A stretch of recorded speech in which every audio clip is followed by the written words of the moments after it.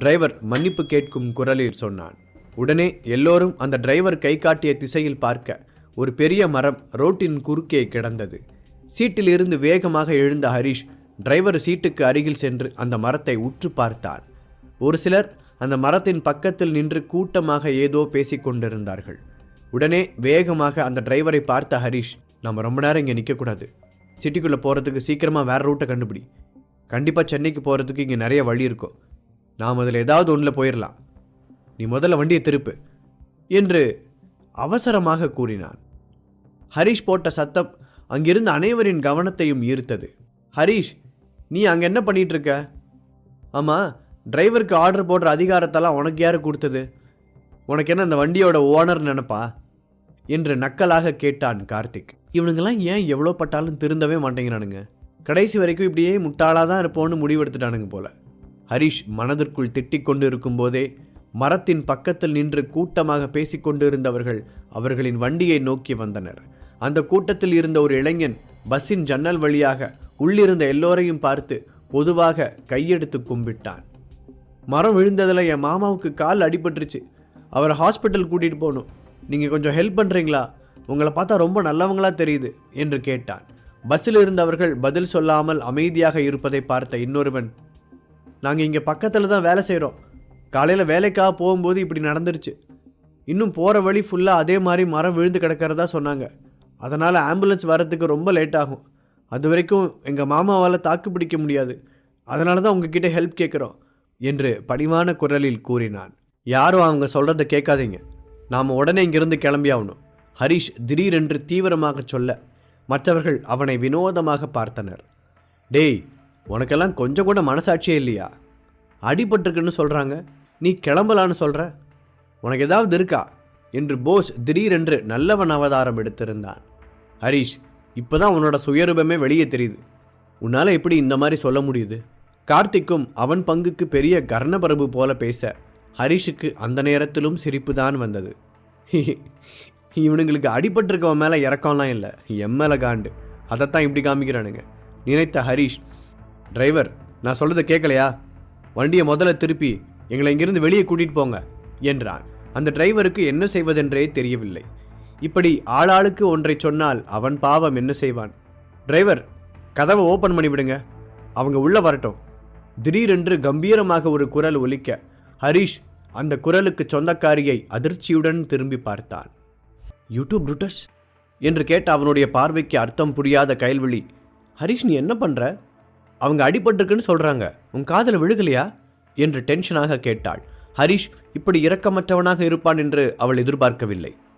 அந்த டிரைவரோ அதைவிட குழப்பத்தில் இருந்தான். அவனுக்கு யார் சொல்வதை கேட்பதென்றே தெரியவில்லை. நான் சொல்றது உனக்கு கேட்கலையா? வண்டியை எடு. ஹரிஷ் தன்னுடைய கண்ட்ரோலை இழந்து கத்தினான். அவன் அப்படி சொல்வதற்கு என்ன காரணம் என்று புரியாமல் அங்கிருந்தவர்கள் கோபத்துடன் அவனை பார்த்தார்கள். வாயை மூடு, உனக்கு என்ன பெரிய இவன் நினைப்பா? நீ என்ன நினைக்கிற, நீங்க யாருமே கேட்கல ஆத்திரத்துடன் சொன்ன போஸ். ஏ டிரைவர், என்ன பேன் பார்த்துட்டு இருக்க? அதான் இத்தனை பேர் சொல்கிறோம்ல. ஆமாம், நான் தான் இந்த பஸ்ஸை புக் பண்ணேன், அப்போ நான் சொல்கிறது தான் கேட்கணும். எப்படி இருந்தாலும் ஃபைனலாக உனக்கு பணம் தரப்போகிறது நான் தான், அதை ஞாபகம் வச்சுக்கோ. இப்போ ஃபாஸ்ட்டாக கதவை திறந்து விடு என்று ஆர்டர் போட்டான். ஹரிஷ் எதுவும் பேச முடியாமல் பெருமூச்சு விட்டான். வரிசையாக வெட்டி போடப்பட்டு இருந்த மரங்களை பார்த்தபோதே அது தானாக சாயவில்லை என்பதை அவன் கண்டுபிடித்து விட்டான். யாரோ வேணும்னே இப்படி மரத்தை வெட்டி ரோட்டு குறுக்க போட்டிருக்காங்க. இந்த ரோட்டில் ஆள் நடமாட்டம் வேற அதிகமாக இல்லை. இதெல்லாம் பார்த்தா ரொம்ப சந்தேகமாக இருக்கு. மனதிற்குள் நினைத்தவன் அதை எப்படி அவர்களிடம் சொல்வது என்று யோசித்தான். ஏனென்றால் எப்படி இருந்தாலும் அவன் சொல்வதை அவர்கள் நம்பப் போவதில்லை. சரி, எதுவாக இருந்தாலும் ஒரு முறை சொல்லிதான் பார்ப்போமே என்று அவன் முடிவெடுத்த போது அந்த ஆட்கள் வந்து ஜன்னலை தட்டியிருந்தார்கள். அதில் ஒருவனுடைய கையில் இருந்த வித்தியாசமான பச்சையை பார்த்தபோது ஹரிஷின் சந்தேகம் உறுதியானது. அவர்களை பார்த்தால் கூலி வேலைக்கு செல்பவர்களைப் போல தெரியவில்லை. இப்போது உண்மையை சொல்வது பஸ்ஸில் இருக்கும் எல்லோருக்கும் ஆபத்து என்பது அவனுக்கு புரிந்தது. அதனால்தான் முடிந்தவரை சமாளித்து பார்த்தான். ஆனால் எத்தனை முறை பட்டாலும் அவன் பேச்சை நம்பாமல் திரும்ப திரும்ப ஏடாகூடமாக ஏதாவது செய்து வைக்கும் அந்த கோமாளிகளை பார்க்கும்போது அவனுக்கு எரிச்சலாக வந்தது. அப்போது திடீரென கார்த்திக், ஆனால் இங்கே காலி சீட் இல்லையே என்று சொல்லவும் சடனாக ஹரிஷுக்கு ஒரு ஐடியா தோன்றியது. அவங்களுக்காக நாங்கள் எங்கள் சீட்டை விட்டு தரோம் என்றவன், சந்தனா, அக்ஷரா, ஜீவா, திவ்யா, நீங்களாம் என் கூட இறங்குங்க. நாம் வேற காரில் போய்க்கலாம் என்று கூறினான். ஹரீஷ், நீ மட்டும் இறங்கினா கூட போதும், அவங்க எல்லாரையும் உள்ளே ஏற்றிடலாம், கார்த்திக் கிண்டலாக சொன்னான். ஹரீஷ் அவர்களுடன் ஒரே பஸ்ஸில் வருவது அவனுக்கு ஆரம்பத்திலிருந்தே பிடிக்கவில்லை. ஹரீஷ் வழக்கம் போல கார்த்திக்கை கண்டுகொள்ளாமல், ஜீவா நீ என் கூட வரியா இல்லையா என்று கேட்டுவிட்டு கண் சிமிட்டி காண்பித்தான். ஜீவா அதை உடனடியாக புரிந்து கொண்டான். நானே சொல்லலான்னு நினச்சேன், இங்கே ஏற்கனவே ரொம்ப இடைஞ்சலாக தான் இருக்குது, வா திவ்யா நம்ம கீழே இறங்கிக்கலாம் என்று மனைவியின் கையை பிடித்து எழுப்பிய ஜீவா, போஸ் எங்களுக்கு இன்னொரு கார் அரேஞ்ச் பண்ணி கொடு என்று கம்பீரமாக கூறினான். அவன் நினைத்தால் எத்தனை கார்களை வேண்டுமானாலும் வரவழைக்க முடியும். ஆனாலும் போஸ் ஹரிஷை நடத்தும் விதம் அவனுக்கு பிடிக்கவில்லை. அதனால் அவனை வைத்தே தங்களுக்கான காரை ஏற்பாடு செய்தான். சந்தனா இறங்கலாம். ஹரிஷ் முடிப்பதற்கு முன்பாகவே அக்ஷரா சீட்டிலிருந்து எழுந்து, ஹரிஷ் நான் உன் கூட வரேன் என்றாள்.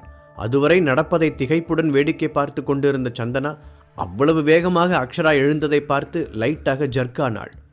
என்ன, என் ஹஸ்பண்ட் என்னை கூப்பிடும்போது எனக்கு முன்னாடி இவன் எந்திரிச்சு நிற்கிறா, இது சரியில்லையே என்று நினைத்தவள் வேகமாக எழுந்து ஹரிஷை ஒட்டி நின்று கொண்டாள்.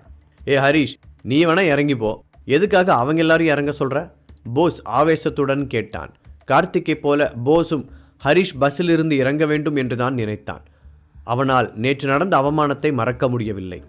கயல்விழி அதன் பிறகு அவனுடன் முகம் கொடுத்து பேசவே இல்லை. தான் செய்த தவறையெல்லாம் மறந்த அவன் இதெல்லாவற்றிற்கும் ஹரிஷ் தான் காரணம் என்று நினைத்தான். அதனால் அவனை பார்த்தாலே எரிந்து விழுந்தான். ஆனால் ஜீவாவும் ஹரிஷுடன் சேர்ந்து இறங்குவதுதான் அவனுக்கு சங்கடத்தை ஏற்படுத்தியது. அவர்கள் 4 பேரும் வரிசையாக அந்த பஸ்ஸில் இருந்து இறங்க கடைசியாக இறங்கிய ஹரிஷ், உங்களுக்கு ஏதாவது ஹெல்ப் தேவைப்பட்டுச்சுன்னா தயவு செஞ்சு என்னை கூப்பிடாதீங்க என்று போஸையும் அங்கிருந்த மற்றவர்களையும் பார்த்து சொன்னான். நாங்கள் மற்றவங்களுக்கு ஹெல்ப் பண்ணணும்னு நினைக்கிறோம், நீ இங்கிருந்து ஓட பார்க்குற, போய் உன்னையா நாங்கள் ஹெல்ப்பு கூப்பிட போகிறோம் என்று போஸ் அலட்சியமாக கூறினான்.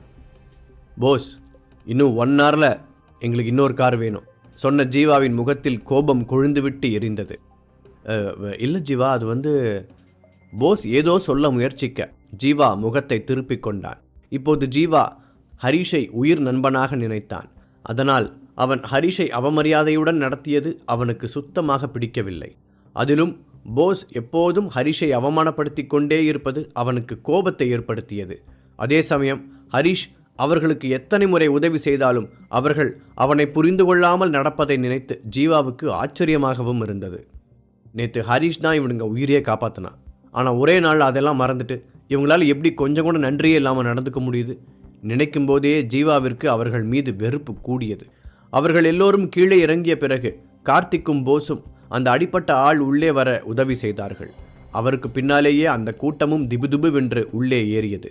உண்மையை சொல்ல வேண்டுமென்றால் கயல்விழியும் ஹரிஷுடன் கீழே இறங்க வேண்டும் என்றுதான் ஆசைப்பட்டாள். ஆனால் காயம்பட்ட ஒரு நபர் வரும்போது போலீஸாக தன்னுடைய கடமையை செய்வது அவசியம் என்று கருதியதால் முதலிலேயே அவர்களை உள்ளே அனுமதிக்கச் சொன்னாள். இப்போதும் அதற்காகவே கீழே இறங்காமல் அமர்ந்திருந்தாள். அந்த ஹரிஷுக்கு கொஞ்சம் கூட மனசாட்சியே இல்லை. இப்படி அடிபட்டு இருக்கிறவங்கள போய் உள்ளே ஏற்றக்கூடாதுன்னு சொல்கிறான். அந்த ஆளின் காலை பார்த்தபடி போஸ் சொன்னான். அந்த நபரின் பேண்ட் மொத்தமும் இரத்த கரையாக இருந்தது. அவனை பற்றி பேச வேண்டாம், எனக்கு ஆத்திரமாக வருது சொன்ன கார்த்திக் டிரைவரிடம் திரும்பி, முதல்ல டோரை க்ளோஸ் பண்ணு என்று கத்தினான். என்னடா இவங்களோட ஒரே ரோதனையாக போச்சு. முதல்ல டோரை ஓப்பன் பண்ண சொல்லி டார்ச்சர் பண்ணானுங்க, இப்போ க்ளோஸ் பண்ணுன்னு கத்துறானுங்க. தெரியாதரமாக இவங்களுக்கு வண்டி ஓட்ட வந்துட்டேன். எப்பா முடியலடா சாமி. மனதிற்குள் புலம்பி அந்த டிரைவர் டோரை க்ளோஸ் செய்துவிட்டு வண்டியை ஸ்டார்ட் செய்து திருப்பினான். அதன் பிறகு கார்த்திக் அந்த நபர்களிடம் திரும்பி, நல்ல வேளை நீங்கள் எங்ககிட்ட ஹெல்ப் கேட்டீங்க, இல்லாட்டி இன்றைக்கி ஃபுல்லாக இங்கே தான் நின்றுக்கிட்டு இருந்திருக்கணும் என்று பெருமையாக சீன் போட்டான். நன்றிங்க, ரொம்ப நன்றி, இந்த உதவியை நாங்கள் எப்போவுமே மறக்க மாட்டோம். அந்த அடிப்பட்ட ஆள் கையெடுத்து கும்பிட்டான். அப்படியே பாக்கெட்டில் கைவிட்டு ஒரு ஷார்ப்பான கத்தியை எடுத்து அவன் பக்கத்தில் இருந்த போஸை இழுத்து அவனுடைய கழுத்தில் கத்தியை வைத்தான். போஸின் கண்ணாமொழிகள் 2ம் பிதுங்கி வெளியே வந்து விடுவது போல அதிர்ச்சியில் வெறித்தது. அதை பார்த்து பஸ்ஸில் இருந்தவர்கள் பதறி கூச்சல் போட டிரைவருக்கு வண்டி ஓட்டுவதில் கவனம் சிதறியது. அதனால் கட்டுப்பாடு இழந்த வண்டி சாலையில் இருந்து விலகி மண் ரோட்டில் இறங்க அதை எப்படியோ சமாளித்து நிறுத்திய டிரைவர் ஒரு நிம்மதி பெருமூச்சு விட்டான். அதற்குள் அந்த கும்பலில் ஒருவன் கத்தியை காட்டி மிரட்டி டிரைவரை சீட்டில் இருந்து எழுப்பி மற்றவர்களோடு சேர்ந்து உட்கார வைத்தான். நீங்கள் என்ன பண்ணுறீங்க? நாங்கள் உங்களுக்கு ஹெல்ப் பண்ண தானே நினச்சோம், கயல்விழி திகைப்புடன் கூறினாள். அவளால் நடப்பதை நம்பவே முடியவில்லை. அதுக்கு தான் நாங்கள் ஏற்கனவே நன்றி சொல்லிட்டோம்ல. நக்கலாக சொன்ன அந்த இளைஞன், எனக்கும் என் ஃப்ரெண்ட்ஸுக்கும் கொஞ்சம் பணம் தேவைப்படுது, நீங்கள் எல்லாரும் அதை கொடுத்துட்டிங்கன்னா யாரையும் எந்த கஷ்டமும் படுத்தாமல் நாங்கள் வெளியே போயிடுவோம். இல்லை முடியாது அப்படி இப்படின்னு ஏதாவது சொல்கிற ஐடியா ஏதாவது இருந்துச்சுன்னு வச்சுக்கோங்க, அதையும் இப்போவே சொல்லிவிடுங்க. ஏன்னா எப்படி வாங்கணும்னு எங்களுக்கு தெரியும். இதோ இவன் கழுத்தில் ஆழமாக ஒரு கீறல் போட்டால் நீங்கள் எல்லாரும் உங்ககிட்ட இருக்கிற காசை தன்னால் எடுத்து வச்சிட மாட்டீங்க என்று திமிராக கூறினான். கொஞ்ச நேரத்திற்கு முன்பாக பணிவுடன் கெஞ்சி கேட்ட ஆளா இது என்று ஆச்சரியமாக இருந்தது. ஒரு மனுஷனுக்கு கால் அடிபட்டிருக்கேன்னு நாங்கள் ஹெல்ப் பண்ண நினச்ச பாவத்துக்கு நீங்கள் இப்படி தான் நடந்துக்குவீங்களா? கார்த்திக் சொல்லி முடிப்பதற்கு முன் அவனுடைய மூக்கிலேயே ஒரு குத்து விழுந்தது. ஃபஸ்ட்டு எங்கள் மாமாவுக்கு காலில் அடிபடவே கிடையாது, அப்படிங்கும்போது உங்கள் ஹெல்ப் எங்களுக்கு தேவையே இல்லையே. கார்த்திக்கிற்கு பக்கத்தில் நின்றிருந்த ஒருவன் முரட்டுத்தனமாக கூறினான். ஆனால் ஒரு விஷயத்துக்கு உங்களுக்கு தேங்க்ஸ் சொல்லணும். நீங்கள் 2 பேரும் மட்டும் சப்போர்ட் பண்ணலனா இந்த பஸ்ஸுக்குள்ளே ஏறி இருக்கவே முடியாது. முதலில் உதவி கேட்ட இளைஞன் கிண்டலாக சொன்னான். அதை கேட்டதும் கார்த்திக் மற்றும் கயல்விழியின் முகம் மாறியது. இப்படி ஒன்றை அவர்கள் கனவிலும் யோசிக்கவில்லை. சரி, உங்களுக்கு விளக்கம் சொல்லிட்டு இருக்கிறதுக்கெல்லாம் எங்களுக்கு நேரம் இல்லை, முதல்ல பணத்தை எடுங்க. போஸின் கழுத்தில் கத்தியை வைத்திருந்தவன் அதை லேசாக அழுத்த அவனுடைய முகம் பீதியில் உறைந்தது. வாழ்க்கையிலேயே முதன்முறையாக கார்த்திக்கும் போஸும் ஒரு நல்லது செய்யலாம் என்று நினைத்தார்கள். ஆனால் அதுவும் இப்படி அவர்களுக்கே பேக்ஃபயர் ஆகும் என்று அவர்கள் சுத்தமாக எதிர்பார்க்கவில்லை. கயல்விழி பல்லை கடித்தாள். அவளுக்கு அவளை நினைத்தே கோபமாக வந்தது. இத்தனை நாள் தன்னை பெரிய புத்திசாலி என்று நினைத்திருந்தவள் இப்போதுதான் எவ்வளவு பெரிய முட்டாளாக இருந்திருக்கிறோம் என்று நினைத்து வருந்தினாள். சே, இன்னைக்கு எனக்கு என்னாச்சு? இந்த மாதிரி எத்தனை கேஸை நான் கேள்விப்பட்டிருப்பேன், அப்புறம் எப்படி இன்னைக்கு இப்படி ஒரு முடிவு எடுத்தேன்? ஹரிஷ் அவ்வளோ சொல்லும் போதாவது ஏன் அப்படி சொல்கிறாருன்னு யோசிச்சிருக்கணும். உனக்கு அதுக்காகவே நல்லா வேணும் கயல். தன்னைத்தானே திட்டிக் கொண்டவளுக்கு மனதே ஆறவில்லை. ஒரு ஏசிபியான தான் இவ்வளவு ஈஸியாக ஏமாந்திருப்பதை அவளால் ஜீரணிக்கவே முடியவில்லை. இதையெல்லாம் நினைத்தவளுக்கு கோபம் வர கையில் சொடக்கு போட்டு அந்த நபர்களை கூப்பிட்டாள். எங்கே வந்து என்ன பண்ணிக்கிட்டு இருக்கீங்க? நான் யாருன்னு தெரியுமா? Assistant commissioner of police. கையில் இருக்க கத்தியை போட்டுட்டு சரண்டர் ஆகிறதா உங்களுக்கு நல்லது என்று கம்பீரமான குரலில் அதிகாரமாக சொன்னாள். ஓ மேடம், அசிஸ்டன்ட் கமிஷனர் ஆஃப் போலீஸா? ஐயோ, கேட்கும்போதே பயமாக இருக்குப்பா. இங்கே பாருங்க, என் கை கால்லாம் நடுங்குது. சொல்லிக்கொண்டே ஒருவன் சத்தமாக சிரிக்க இன்னொருவன், இங்கே பாரு, நீ யாராக இருந்தாலும் அதை பற்றி எங்களுக்கு கவலை இல்லை. யாராவது புதுசாக வர திருடனுங்க கிட்ட போய் சொல்லி பூச்சாண்டி காட்டு, எங்ககிட்ட வேண்டாம். எங்களுக்கு போலீஸ் ஸ்டேஷனும் புதுசு இல்லை, போலீஸை பார்த்தும் பயமும் இல்லை என்று முகத்தை கடுமையாக வைத்து கொண்டு கூறினான். அவள் நினைத்தால் அவர்கள் எல்லோரையும் அடித்து போட முடியும். ஆனால் அந்த பஸ்ஸுக்குள் இடம் சின்னதாக இருந்ததால் சண்டை போடுவதற்கு தோதாக இல்லை. இதனால் அவர்களுடைய ஆட்களுக்கே ஏதாவது பாதிப்பு வந்துவிடுமோ என்று பயந்தாள். அவள் நினைத்தால் அவர்கள் எல்லோரையும் அடித்து போட முடியும். ஆனால் அந்த பஸ்ஸுக்குள் இடம் சின்னதாக இருந்ததால் சண்டை போடுவதற்கு தோதாக இல்லை. இதனால் அவர்களுடைய ஆட்களுக்கே ஏதாவது பாதிப்பு வந்துவிடுமோ என்று பயந்தாள். சரி, எல்லாரும் அவங்க கிட்ட இருக்க பணத்தை எடுத்து போடுங்க என்று அடிபட்டதாக நடித்த ஆள் உரும இன்னொருவன் ஒரு கருப்பு பேக்கை எடுத்து நீட்டினான். உங்களால் எங்ககிட்ட இருந்து ஒரு பைசா கூட வாங்க முடியாது, போஸ் கோபமாக கூறினான். அவனுக்கு உண்மையிலேயே ஆத்திரமாக வந்தது. ஏற்கனவே கரடி போல ஒருவனை ஏற்பாடு செய்து எல்லோரையும் காப்பாற்றுவது போல் நடித்த விஷயத்தில் மாட்டிக்கொண்டதிலிருந்து அவனால் கயல்விழியை நேருக்கு நேர் பார்க்க முடியவில்லை. அதனால்தான் ஒருவன் உதவி என்று வந்து கேட்டதும் கயல்விழி முன்னால் தன்னுடைய தாராள குணத்தை படம் போட்டு காண்பிப்பதற்காக அவர்களை உள்ளே வர அனுமதித்தான். ஆனால் அவர்கள் கொள்ளைக்காரர்களாக இருப்பார்கள் என்பது அவனுக்கு தெரியவில்லை. போஸின் பேச்சை கேட்டு டென்ஷனான அந்த ஆள் முழங்காலை மடக்கி அவனுடைய அடி வயிற்றில் ஒரு எத்து விட்டான். வயிற்றை பிடித்த போஸ் வலி தாங்க முடியாமல் அழ ஆரம்பித்தான். இன்னொரு தடவை வாயை திறந்த உன் நாக்கு அறுத்துருவேன், உனக்கு என்ன பெரிய ஹீரோன்னு நினைப்பா? மிரட்டியபடி அந்த ஆள் போஸின் முகத்திற்கு நேராக கத்தியை ஆட்டினான். அதை கேட்டு அங்கிருந்தவர்கள் பயந்து நடுங்கினார்கள். அவர்கள் எல்லோருமே ஹரிஷுடன் சேர்ந்து இறங்கி நடக்க ஆசைப்பட்டார்கள். ஆனால் இப்போது அதை பற்றி யோசித்து என்ன பயன்? இங்கே பாருங்க, நீங்கள் என்ன எதிர்பார்த்து வந்திருக்கீங்கன்னு எங்களுக்கு புரியுது. ஆனால் எங்ககிட்ட அவ்வளோ பணம் கிடையாது. நாங்களே நேற்று வெள்ளத்தில் மாட்டி எங்களோட பொருள் எல்லாத்தையும் இழந்துட்டோம். அதோட நாங்கள் யாரும் பணத்தை கையில் வச்சு பிஸ்னஸ் பண்ணலை. இப்போ எல்லாம் பேங்க் ட்ரான்ஸ்ஃபர் தான். அதனால் நீங்கள் நினைக்கிற அளவுக்கு பணம் எங்ககிட்ட இல்லை. கார்த்திக் முடிந்த அளவு பொறுமையாக எடுத்து சொல்ல முயற்சித்தான். என்ன ஜோக் பண்ணுறியா? எங்களை பார்த்தா உனக்கு எப்படி தெரியுது என்று கத்திய ஒருவன் கார்த்திக்கின் முதுகில் உதைக்க அவன் பஸ் ஜன்னல் கம்பியில் மோதி கீழே விழுந்தான். சடனாக நடந்த அந்த தாக்குதலால் கார்த்திக்கின் முகம் வெளிரி போய் பரிதாபமாக தோற்றமளித்தது. டேய், யாரையும் தேவையில்லாமல் அடிக்க வேண்டான்னு சொல்லியிருக்கல. அவ்வளவு நேரம் அமைதியாக இருந்த ஒருவன் திடீரென்று கத்தினான். அவன்தான் அந்த கும்பலின் தலைவன் போல இருந்தான். இப்போது எல்லாருடைய பார்வையும் அவனின் பக்கம் திரும்பியது. நீங்கள் எல்லாருமே ரொம்ப பெரிய பணக்காரங்கன்னு எங்களுக்கு தெரியும். இல்லாட்டி நாங்கள் உங்களுக்காக இவ்வளோ நேரம் வெயிட் பண்ணிகிட்டு இருக்க வேண்டிய அவசியம் இல்லை என்று சொன்ன அந்த தலைவன், சரி பணம் இல்லாட்டி என்ன, உங்கள் கிட்ட இருக்கிற பொருட்கள்லாம் எடுத்து போடுங்க, அதை வச்சு பணத்தை நாங்கள் ரெடி பண்ணிக்கிறோம். உங்களோட ஃபோனு, போட்டிருக்க நகைங்க, வாட்சு, மோதிரம் எல்லாத்தையும் கழட்டி போடுங்க, சீக்கிரம் என்று அவன் எல்லோரையும் பார்த்து ஒரு அதட்ட. பயந்து போனவர்கள் அவன் சொன்னதை அப்படியே செய்தனர். அப்படியே கார்த்திக்கின் கையை பிடித்து முறுக்கிய அந்த தலைவன் அவன் போட்டிருந்த ஷர்ட்டின் கையை சுருட்டிவிட உள்ளே ஒரு பளபளப்பான வாட்ச் தெரிந்தது. உன்ன மாதிரி ஒரு பணக்கார பால் டாபா கிட்ட இதை நான் எதிர்பார்த்தேன். நீ இவ்வளோ அவசரமாக அதை மறைச்சி வைக்கிறேன்னா இந்த வாட்சோட விலை எப்படியோ ₹1,00,000 தேரும்னு நினைக்கிறேன். அந்த தலைவன் சந்தோஷமாக கூற கார்த்திக்கிற்கு கோபம் வந்தது. டேய், இந்த வாட்சோட விலை என்னன்னு உனக்கு தெரியுமா? இன்டர்நேஷ்னல் பிராண்ட், அது ஸ்பெஷல் எடிஷன் வேறு. இன்னைக்கு ரேட்டுக்கு 25 lakhsக்கு குறையாது. என்னோடய பர்த்டேக்கு என் பாட்டி கிஃப்டாக கொடுத்ததுடா. இதெல்லாம் உன் லைஃப்பில் பார்த்துருக்க கூட முடியாது. ஒழுங்காக அதை திருப்பி தந்துரு. கை வலியை பொறுத்து கொண்டு கார்த்திக் கத்தினான். நீ ஏதோ சொல்கிற, ஆனால் அதில் ஒரு விஷயம் மட்டும் எனக்கு நல்லா புரிஞ்சுது. அப்படின்னா இந்த வாட்சோட விலை 25 லட்சம், அப்படி தானே? ரொம்ப நன்றிடா பால்டப்பா. ஏன்னா பொருள் வாங்குகிற ஏஜென்ட்டு இதை கம்மியான விலை சொல்லி எங்களை ஏமாற்றியிருப்பான். நீ இதோட ஒரிஜினல் ரேட்டை சொல்லிட்டதுனால எங்களுக்கு பேரம் பேச ஈஸியாக இருக்கும். இது மாதிரி ஒரு 4 ஐட்டம் கிடைச்சா போதும், எங்கள் லைஃபே செட்டில்ரா. என்னடா சொல்கிறீங்க? தன்னுடைய கூட்டாளிகளை பார்த்து அந்த தலைவன் கேட்க, ஆமா பாஸ் என்று அவர்களும் உற்சாகமாக தலையாட்டினார்கள். சீக்கிரமாக எல்லாரோட கையையும் செக் பண்ணுங்கடா உத்தரவிட்ட அவன் திரும்பி பஸ்ஸில் இருப்பவர்களை பார்த்து, உங்கள் கிட்ட இருக்கிற நல்ல ஐட்டத்தெல்லாம் நீங்களே எடுத்து எங்கள் பேக்கில் போட்டிங்கன்னா உங்களுக்கே நல்லது. இல்லை இவனை மாதிரி எதையாவது ஒழிச்சு வைக்கணும்னு நினச்சிங்க என்று சொல்லிக்கொண்டே அவன் கார்த்திக்கின் விரல்களை பின்பக்கமாக மடக்க கார்த்திக் வலி தாங்க முடியாமல் கதறினான். அதை பார்த்த எல்லோரும் அவர்களிடமிருந்த பொருட்களை எடுத்து வேக வேகமாக பேக்கில் போட்டார்கள். ஒரு அசிஸ்டன்ட் கமிஷனரான தன் கண் முன்னாலேயே இப்படியெல்லாம் நடப்பதை பார்த்த கயல்விழிக்கு ஒரே அவமானமாக இருந்தது. அவளுக்கு ஏதாவது செய்ய வேண்டும் என்பதைப் போல உள்ளுக்குள் கொதித்து கொண்டிருந்தது. ஆனால் போஸின் கழுத்தில் இருந்த கத்தி அவளை கயிறே இல்லாமல் கட்டி போட்டு இருந்தது. இப்போ தான் நல்ல பிள்ளைங்களாம் நடந்துக்கிறீங்க. சும்மாவா சொல்கிறாங்க அடி உதவுற மாதிரி எதுவுமே உதவாதுன்னு?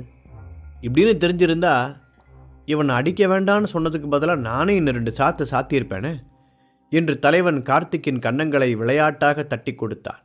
அதுவே கார்த்திக்கிற்கு வலி எடுத்தது. அப்புறம் உங்கள் ஒத்துழைப்புக்கு ரொம்ப நன்றி. இப்போ நீங்கள் என்ன பண்ணுறீங்க? கீழே இறங்கி வரிசையாக நிற்கிறீங்க.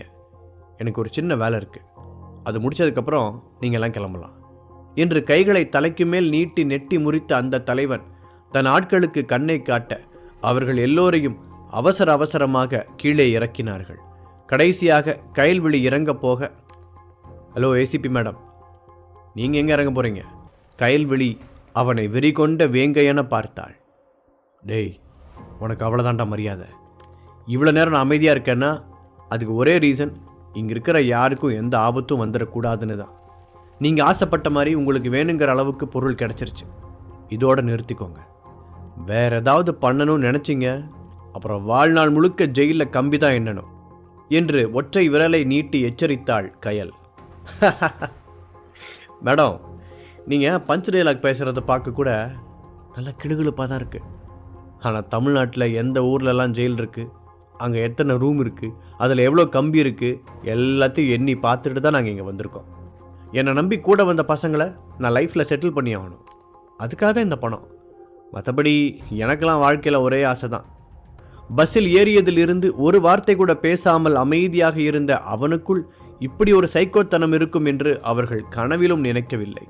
நேற்றிலிருந்து இன்னும் எத்தனை அதிர்ச்சிகளை தாங்குவது என்று அவர்களுக்கு தெரியவில்லை. சொன்ன கேளு, 2 ஸ்டெப் பேக்லே நில்லு.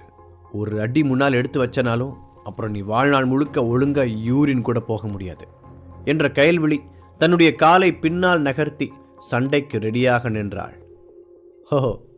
போலீஸ் மேடம்ல, ஒரு நிமிஷம் நான் அதை மறந்துட்டேன். அப்படின்னா உனக்கு இந்த கராத்தே கும்ஃபு இதெல்லாம் நல்லா தெரியும்னு நினைக்கிறேன். அப்புறம் என்னோட ரூட்டெல்லாம் ரொம்ப சிம்பிள். யாரையும் தேவையில்லாமல் காயப்படுத்துறது எனக்கு பிடிக்காது. அதனால தான் உங்கள் வண்டியை கூட கத்தி காட்டி மிரட்டி நிப்பாட்டாமல் சென்டிமெண்ட்டாக நடித்து உள்ளே வந்தோம். இந்த உலகத்தில் பணம் கூட ஒரு நாள் வேலை செய்யாமல் போகும். ஆனால் எப்போவும் மவுசு குறையாத ஒன்றுனா அது இந்த சென்டிமெண்ட்டு தான். உடனே அவனுடைய அடியாட்களில் ஒருவன் கீழே 2 வரிசையாக பிரிந்து நின்றிருந்த ஆட்களில் முன்னால் இருந்தவனை பிடித்து இழுத்து அவனுடைய உள்ளங்கையை விரித்து கத்தியில் ஆழமாக ஒரு கோடு போட்டான். அந்த ஆள் இரத்தத்தை பார்த்து அலற கயல்விழிக்கு ஆவேசமாக வந்தது. அதே நேரத்தில் அவளுக்கு என்ன செய்வதென்றும் தெரியவில்லை. அப்புறம் மேடம், நாம் உள்ளே போய் விளையாடலாமா, இல்லை இங்கே நின்று அடுத்து யார் மேலேயாவது கோடு போட்டு விளையாடலாமா? கேவலமாக சிரித்தவனை அங்கேயே கொன்று புதைத்து விட வேண்டும் என்ற அளவுக்கு ஆத்திரம் வந்தது கயல்விழிக்கு. அந்த பேங்க் கொள்ளையர்களைப் போல இவர்களையும் சாதாரண திருடர்களாகத்தான் அவள் முதலில் நினைத்திருந்தாள். ஆனால் இவர்கள் எல்லோரும் ஜெயிலில் இருந்து தப்பி வந்தவர்கள் என்று அவளுக்கு தெரியாது.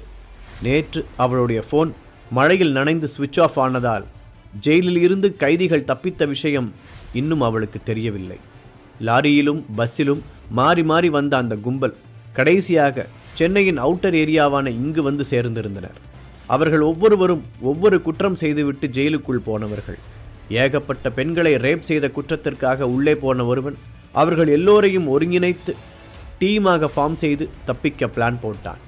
அதுபோலவே சந்தர்ப்பம் கிடைத்தவுடன் அவர்கள் தப்பித்து ஓடி வந்திருந்தனர்.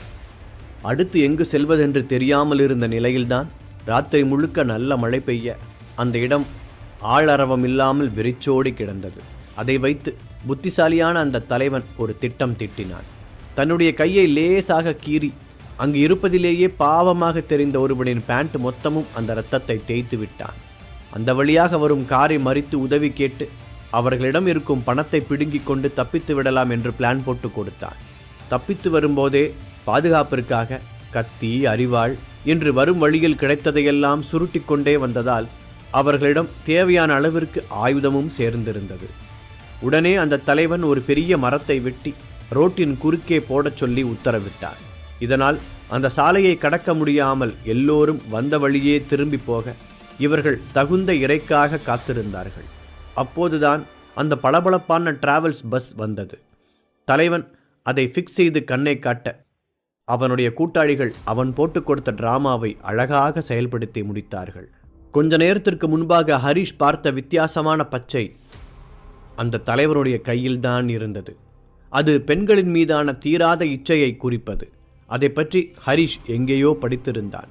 அதனால்தான் அவர்களை உள்ளே ஏற்ற வேண்டாம் என்று அவ்வளவு போராடினான். ஆனால் கயல்விழி உட்பட அவர்கள் யாரும் அவனுடைய பேச்சை மதிக்கவில்லை. ஆபத்தில் இருந்த கயல்விழி ஒரு எதிர்பார்ப்புடன் போஸை பார்க்க அவன் எந்த எதிர்ப்பும் தெரிவிக்காமல் முகத்தை திருப்பிக் கொண்டான்.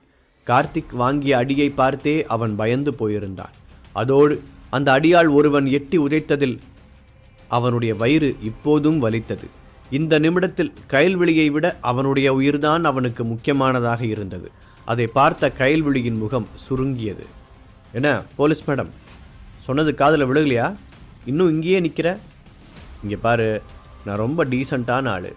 நீயே கம்பெனி கொடுத்தேன்னா அது 2 பேருக்குமே நல்லது. கயல்விழியின் கால்கள் தானாக படியிலிருந்து ஒரு அடி பின்னால் எடுத்து வைத்தது. அது இதைத்தான் நான் எதிர்பார்த்தேன். இத்தனை வருஷத்தில் ஒன்றை மாதிரி எத்தனை ஆளுங்களை நான் பார்த்துருப்பேன். மனுஷ பயல்களுக்கு இந்த பயமும் சென்டிமெண்ட் இருக்கிற வரைக்கும் எங்களை யாரும் ஒன்றும் செய்ய முடியாது என்ற தலைவன் அந்த பஸ்ஸின் கதவை அடித்து சாத்தினான். கயல்விழி ஒவ்வொரு ஸ்டெப்பாய் பின்னால் எடுத்து வைக்க அவன் அவளை பார்த்து அசிங்கமாக இழித்து கொண்டே முன்னால் நகர்ந்தான். அவளுடைய மூளை பரபரவென்று வேலை செய்தது. எப்படியாவது இவனை சத்தமே இல்லாமல் உள்ளேயே முடிக்கணும், அப்புறம் வெளியில் நிற்கிற 4 பேரையும் சமாளிக்கணும். என்னால் முடியுமா?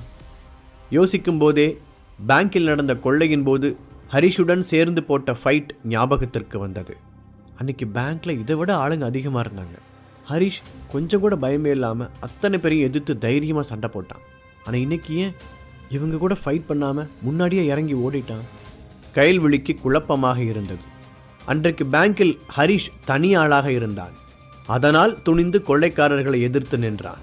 ஆனால் இன்றைக்கு கூடவே சந்தனா இருந்ததால் முதலில் அவளை பாதுகாக்க நினைத்தான் அவன். இந்த விஷயம் கயல்விழிக்கு புரியவில்லை. இப்படி யோசனையோடு நகர்ந்து கொண்டே இருந்தவள் ஒரு கட்டத்தில் பஸ்ஸின் பின் சீட்டில் போய் முட்டிக் கொண்டு நின்றாள். அதற்கு மேல் நகர முடியாமல் திகைத்து போய் அந்த தலைவனை பார்த்தாள். அதுவே அருவருப்பாக இருக்க கயல்விழிக்கு குமட்டிக் கொண்டு வந்தது. அடுத்ததாக கயல்விழி போட்டிருந்த சட்டையில் அவன் கை வைக்கப் போக அடுத்த நொடி அவனுடைய கையை பிடித்து யாரோ பின்னால் மடக்கினார்கள். அந்த தலைவன் அதிர்ச்சியுடன் திரும்பி பார்க்க அவன் முதுகுக்கு பின்னால் ஹரிஷ் நின்று கொண்டு இருந்தான். ஏய், நீ முன்னாடியே எங்களை பார்த்து பயந்து பஸ்ஸை விட்டு இறங்கி ஓடினவன் தானே, இப்போ எப்படி உள்ள வந்த? கோபமாக கேட்ட அந்த தலைவன் பஸ்ஸின் கதவை திரும்பி பார்க்க அது பூட்டியபடிதான் இருந்தது. நான் யாரு நான் கேட்டேன்? உன் அப்பனுக்கு அப்பன். உன் கையில் அந்த பச்சையை பார்க்கும்போதே நான் சந்தேகப்பட்டேன். கடைசியில் இப்படி தான் நடக்கும்னு எனக்கு நல்லாவே தெரியும். கொள்ளையடிக்க வந்தால் அந்த வேலையை மட்டும் பார்த்துட்டு போயிட்டே இருக்கணும். இப்படி பொண்ணுங்க மேலெல்லாம் கை வைக்கக்கூடாது. பாக்கெட் எஃப்எம் ஆப்பை டவுன்லோட் பண்ணி கிங் ஆடியோ சீரீஸை கேட்க ஸ்டார்ட் பண்ணுங்க. லிங்க் டிஸ்கிரிப்ஷனில் கொடுக்கப்பட்டுள்ளது.